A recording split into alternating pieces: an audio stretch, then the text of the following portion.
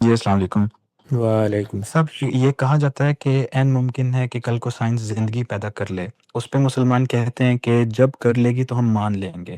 لیکن جب کافر یہ بات کرتے تھے کہ قیامت جب آئے گی تو مان لیں گے، تو وہ تو خدا اور مسلمانوں دونوں کو قبول نہیں ہوا تھا یہ جواب.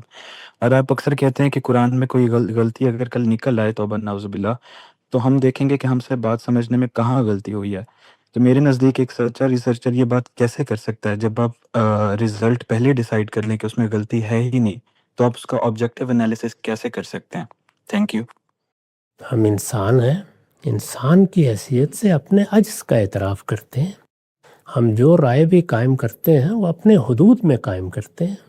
اللہ تعالیٰ نے جتنا علم ہم کو دیا ہے، جتنی عقل ہم کو دی ہے، اس کو استعمال کر کے ہم کوئی نقطہ نظر قائم کرتے ہیں، کوئی عقیدہ اختیار کرتے ہیں، کوئی سائنسی نقطہ نظر اپناتے ہیں.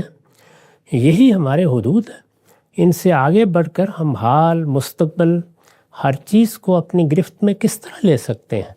تو یہ اس عاجزی کا اظہار ہے جس میں کسی وقت اگر بحث کی گرما گرمی میں کسی نے یہ کہا ہے کہ بھائی ہوگا تو دیکھا جائے گا، تو یہ بات بتا رہی ہے کہ بندہ یہ کہہ رہا ہے کہ میرے اس وقت علم کی روح سے تو یہی بات ہے.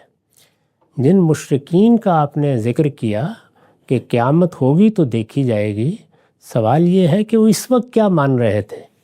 یعنی اس وقت کیا ان کی رائے علم و عقل پر مبنی تھی؟ اگر ان کی رائے علم و عقل پر مبنی ہے تو معذور ہوئے. قرآن مجید نے تبصرہ کر کے بتایا ہے کہ اس وقت رائے علم و عقل پر مبنی نہیں ہے. جو بندہ مومن یہ بات کہتا ہے وہ یہ کہتا ہے اس وقت جتنی عقل مجھے اللہ نے دی ہے، جتنا فہم عطا فرمایا ہے، اس کی روشنی میں میں علی وجہ البصیرت یہ رائے قائم کر رہا ہوں. اس کے بعد اگر کوئی چیز سامنے آتی ہے تو میں دیکھ لوں گا.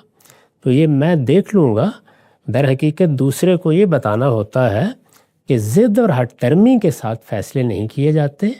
اپنے علم کا جائزہ لے کے جتنی صلاحیت اللہ تعالیٰ نے دی ہے اور جو حالات میسر ہیں انہی میں سب فیصلے کیے جاتے ہیں.